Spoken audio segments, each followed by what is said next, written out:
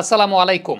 তিলক ভার্মা এবং তাওহিদ হৃদয় একই ব্যাচের প্লেয়ার, তারপরও তিলক ভার্মারা একেবারে রেগুলার বেসিসে ম্যাচ উইনার, একদম ন্যাশনাল টিমে তারা প্রস্তুত হয়েই আসেন। অন্যদিকে তাওহিদ হৃদয়তে ন্যাশনাল টিমে এসে বেশ কয়েক বছর খেলে নিজেদেরকে এস্টাবলিশ করতে হয় এবং তারা ম্যাচ উইনার হন আসলে কালে ভদ্রে। এর পেছনে কারণটা হচ্ছে এই যে তিলক ভার্মাদের কথা বলছি, এরা হচ্ছে রাহুল দ্রাবিড়ের পাইপলাইনের প্রোডাক্ট। এবং রাহুল দ্রাবিড় যখন 2016-17 সালে ন্যাশনাল ক্রিকেট একাডেমির ডিরেক্টর হিসেবে জয়েন করেছিলেন, তখন যে পলিসিগুলো প্রণয়ন করেছিলেন, তখন যে ডেভেলপমেন্ট স্ট্রাকচারটা তৈরি করে দিয়ে গিয়েছিলেন, ইন্ডিয়ান ক্রিকেট এখনও সেটাই ফলো করছে এবং এই ফলশ্রুতিতে তারা আগামী 20 থেকে 30 বছরের ক্রিকেটার রেডি করে ফেলার প্রক্রিয়াটা কিন্তু গ্রহণ করে ফেলেছে। সো তাদের কখনোই ম্যাচ উইনার ক্রিকেটারের অভাব হবে না এবং সেটা হচ্ছে না। বিস্তারিত আলোচনা করতে চাই, তার আগে একটা ডিসক্লেমার দিয়ে নিই, তা হচ্ছে এই আলোচনাটা পুরোপুরি বোরিং হবে, কারণ এই আলোচনাটাতে সম্পূর্ণরূপে ডেভেলপমেন্ট এবং স্ট্রাকচার নিয়ে কথা আছে। এই যে তিলক ভার্মাদের কথা আমরা বলছি, যে এই তিলক ভার্মারা এসেই তারা এস্টাবলিশ হতে পারেন, বা জয়সওয়ালরা এসেই তারা এস্টাবলিশ হতে পারেন, বা এসেই তারা ম্যাচ উইনার হন, তার পেছনে অন্যতম বড় কারণটা লুকিয়ে আছে তাদের রুট লেভেল ক্রিকেট থেকে। 2016-17 সালে রাহুল দ্রাবিড় যখন ন্যাশনাল ক্রিকেট একাডেমির ডিরেক্টর হয়েছেন, তিনি এবং পারাস মামরে মিলে একটা ডিসকাশন করছিলেন এবং সেই ডিসকাশনটা ছিল, তারা যখন যে প্রজন্মে ক্রিকেট খেলেছেন তখন কিন্তু ইন্ডিয়া ক্রিকেটের ইনফ্রাস্ট্রাকচার এত উন্নত ছিল না। সো তাদেরকেও ইন্টারন্যাশনাল ক্রিকেটে এসে বা দীর্ঘদিন ডোমেস্টিক ক্রিকেট খেলে তারপর প্রস্তুত হতে হয়েছে। দ্রাবিড় চিন্তা করলেন যে না, আমি আমার দেশের পাইপলাইনটা এমনভাবে সেট করব যার মাধ্যমে একটা ইন্টারন্যাশনাল প্লেয়ার একদম প্রথম ম্যাচ থেকেই মনে হবে তিনি ইন্টারন্যাশনাল প্লেয়ার, প্রথম ম্যাচ থেকেই তিনি আলটিমেটলি ম্যাচ উইনার থাকবেন। এবং এই পুরো প্রক্রিয়াটাতে শুধুমাত্র কোচেসদের ভূমিকা না, কোচ, অ্যানালিস্ট, ফিজিও প্রত্যেকের একসঙ্গে অবদান আছে এবং ভিডিও অ্যানালিস্টদের অবদানটা আসলে এক্ষেত্রে অনেক বেশি মাত্রা, এবং সেটা একদম রুট লেভেল ক্রিকেট থেকে।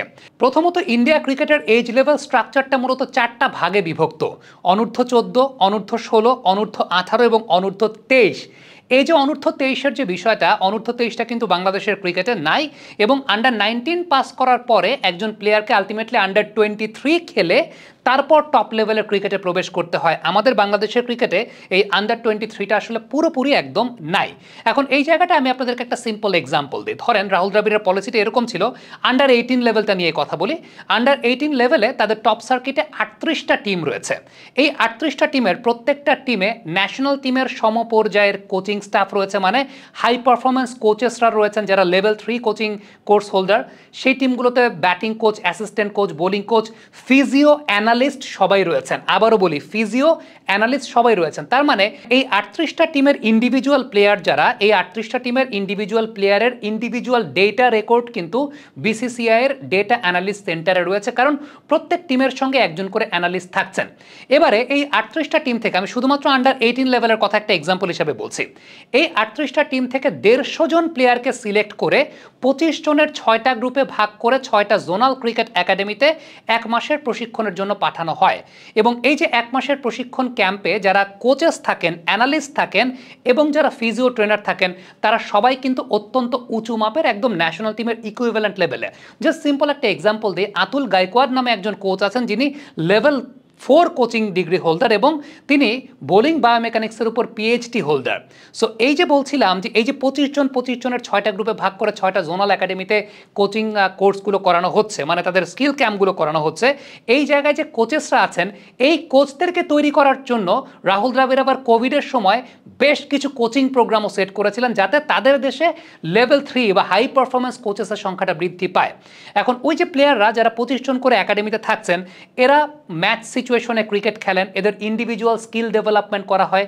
ভিডিও অ্যানালিস্টরা রাতের বেলা তাদেরকে নিয়ে বসেন, কার কোন জায়গায় কী কী ব্যাপার রয়েছে, এবং কোচেসরা মূলত প্লেয়ারদেরকে আইডেন্টিফাই করে ফেলেন এই প্লেয়ারটা আলটিমেটলি অনেক বেশি দৌড়াতে পারে, এই প্লেয়ারটার রেঞ্জ হিটিং অনেক বেটার, এই প্লেয়ারটার রানিং বিটুইন দ্য উইকেটস অনেক বেটার, এই প্লেয়ারটার স্ট্রাইক রোটেশন অনেক বেটার, এবং প্রত্যেকের ইন্ডিভিজুয়াল গোল সেট করা হয়।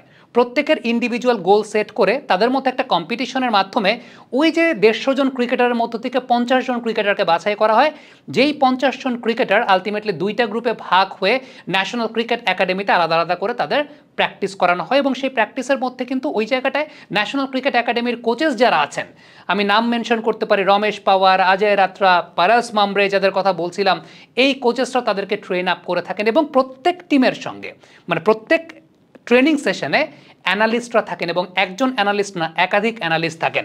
এই জায়গাটায় পরবর্তী সময় পারেস মামরা একটা বিষয় নোটিস করলেন, সেটা হচ্ছে প্লেয়াররা যখন ক্যাম্প থেকে বেরিয়ে যাচ্ছে, মানে ওই যে জোনাল ক্রিকেট একাডেমি থেকে যে 150 জন থেকে 50 জন বাছাই হচ্ছে, বাদবাকি ক্রিকেটাররা যারা আছেন যারা ক্যাম্প থেকে বেরিয়ে যাচ্ছেন, পরে ক্যাম্প করতে পারছেন না, তাদের কি হবে?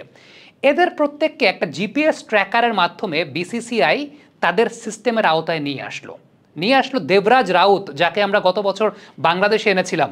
সেই দেবরাজ রাউত একটা সফটওয়্যার ডেভেলপ করলেন, যে সফটওয়্যার ডেভেলপমেন্টের মাধ্যমে আলটিমেটলি ওই প্লেয়াররা বাসায় যাওয়ার পরও, ওই প্লেয়াররা ক্যাম্প থেকে বেরিয়ে যাওয়ার পরও তারা কি প্র্যাকটিস করবে, তারা কতটুকু ওয়ার্কলোড নেবে, কতটুকু রানিং করবে, কতটুকু বোলিং করবে, কতটুকু ব্যাটিং করবে, এই সব কিছু তাদেরকে ওই ক্যাম্প থেকে বেরিয়ে যাওয়ার পরও, বিসিসিআইয়ের সিস্টেম থেকে বেরিয়ে যাওয়ার পরও তাদেরকে ওই ব্যাপারে দিক নির্দেশনা এবং গাইডেন্স প্রদান করা হতে থাকে। অর্থাৎ অনেক প্লেয়ার আছেন লেট ফ্লারিশ করেন, আন্ডার-19 টিমে চান্স পান নাই, কিন্তু তারা লেট ফ্লারিশ করবেন। সো ওই যে বিসিসিআইয়ের সিস্টেমে একবার যখন চলে আসছেন, ইন্ডিভিজুয়ালি প্রত্যেক প্লেয়ারকে প্রতি সপ্তাহের তাদের গাইডলাইন নির্দেশনা প্রদান করা হয় ওই অ্যাপের মাধ্যমে, যে অ্যাপটা মূলত দেবরাজ রাউত ডিজাইন করেছিলেন। এখন এখানে একটা কোয়েশ্চেন আসতে পারে, সেটা হচ্ছে ওই যে 150 জন বা 50 জন প্লেয়ারকে যে সিলেক্ট করা হচ্ছে, কারা সিলেক্ট করছেন? এগুলো হচ্ছে তাদের junior selection committee. Junior selection কমিটিতে অনেক মানুষ একসঙ্গে কিন্তু ইনভলভ। ফরমার সিলেক্টর আছেন 5 জন, তবে যে সমস্ত জায়গাতে সিলেক্টররা যেতে পারছেন না, ওই সমস্ত জায়গাতে দায়িত্ব দেওয়া হয় আম্পায়ার, ম্যাচ রেফারি, স্কোরারদেরকে। তারা আনঅফিসিয়াল সিলেক্টর হিসাবে কাজ করেন এবং তারা টাকা পয়সা পান এটার জন্য। তারা এটার জন্য টাকা পয়সা পান, কারণ দিন শেষে টাকা পয়সা যদি আপনি না পান, তাহলে আপনি কি মানে বিনা পয়সায় খাটবেন নাকি? সেটা তো হতে পারে না। সো তাদেরকে এনকারেজ করার জন্য বিসিসিআই কিন্তু ওই আম্পায়ার, তারপর যারা স্কোরার আছেন কিংবা যারা কোচিং স্টাফের সদস্য আছেন কিংবা অন্যান্য যারা ওই জায়গায় প্রশাসনিক দায়িত্বে আছেন, তাদেরকেও পে করা হচ্ছে যে ভাই আপনারাও সিলেক্ট করেন, এবং সেগুলো সিলেক্ট করে দেয়া বিসিসিআইয়ের যে this are our trusted people, এবং এই পিপলগুলোই আলটিমেটলি প্লেয়ার সিলেকশনটা করবে। So this is the entire procedure. আমি শুধুমাত্র আন্ডার-18 বললাম, আন্ডার-23তেও ব্যাপারটা কিন্তু এরকম, আন্ডার-14এও ব্যাপারটা এরকম, আন্ডার-16এও ব্যাপারটা এরকম। এবারে আসি আন্ডার-19 লেভেলের পরে ইন্ডিয়া ক্রিকেট টিমের এই যে প্লেয়ারদের এই যে ফ্লারিশ করা, অনেক প্লেয়াররা আছেন লেট ফ্লারিশ করেন। আপনি যদি চিন্তা করেন মোহাম্মদ শামি, জসপ্রীত বুমরা, বিশেষ করে পেস বোলারদেরকে আমরা দেখি যে অনেক লেট ফ্লারিশ করেন। কীভাবে করেন? এক্ষেত্রে ইন্ডিয়া এ টিমের কার্যক্রমটা অনেক বেশি মাত্র ইম্পর্টেন্ট। এ টিমের অ্যানালিস্ট, এ টিমের ফিজিও, এ টিমের ট্রেনার, এ টিমের কোচিং স্টাফ, এদেরকে একদম ইকুইভ্যালেন্ট ফ্যাসিলিটিস দেওয়া হয় যেটা ন্যাশনাল টিমকে দেওয়া হয়। এ টিমের বেতনাদি সব কিছু একদম ইকুইভ্যালেন্টভাবে, এবং এ টিম শুধুমাত্র তারা করার জন্য করে না, এ টিমটাই তারা সিরিয়াসলি চিন্তা করে বছরে অন্তত তারা 4টা করে সিরিজ, 2টা হোম 2টা অ্যাওয়ে এনশিওর করে যে করবই। একটা মজার পরিসংখ্যান, 2019 থেকে 2021 সাল পর্যন্ত ইন্ডিয়া এ টিম 24টা টেস্ট ম্যাচ খেলেছে।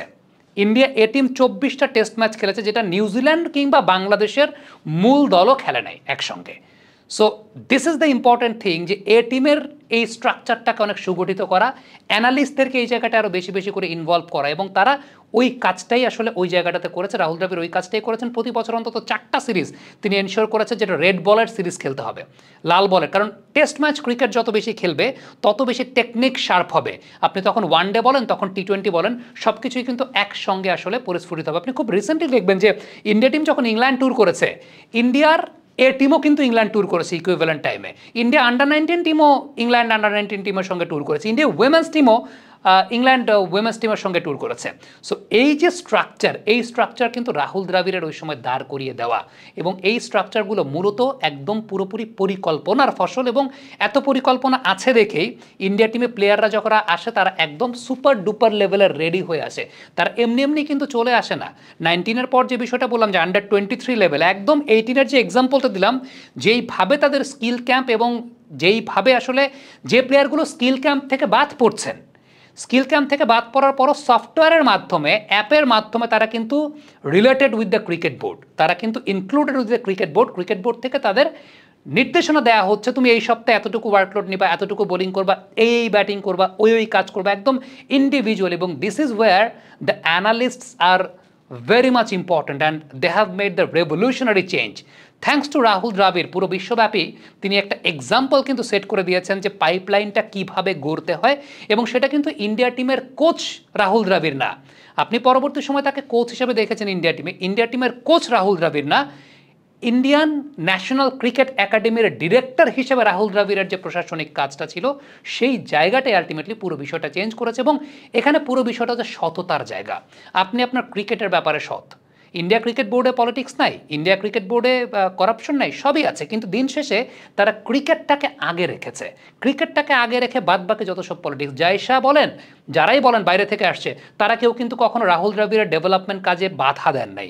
তারা কেউ কিন্তু কখনো রাহুল দ্রাবিড়ের ডেভেলপমেন্ট কাজ নিয়ে কোনো প্রকার ষড়যন্ত্র করেন নাই, তারা কিন্তু তাকে ডিস্টার্ব করেন নাই।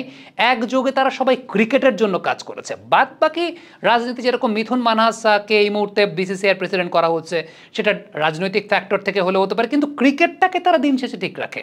যে সমস্ত মানুষরা ডেভেলপমেন্টের কাজ করেন, ওই যে পারাস মামরে এখনও আছেন, ওই যে অজয় রাত্রা এখনও আছেন, ওই যে রমেশ পাওয়ার এখনও আছেন, এদেরকে কোনো রাজনীতিবিদরা ইন্ডিয়ান ক্রিকেটে কখনো ডিস্টার্ব করবে না, কখনোই ডিস্টার্ব করবে না। ডেভেলপমেন্টের কাজটা ডেভেলপমেন্টের লোকজনই করে। কমেন্ট বক্সে আপনাদের মন্তব্য মতামত জানতে চাই। যারা ধৈর্য ধরে এই বোরিং আলোচনাটা এতক্ষণ ধরে শুনেছেন, আমার কাছে মনে হয় যে বাংলাদেশে আপনারাই প্রকৃত ক্রিকেট প্রেমী। Thank you.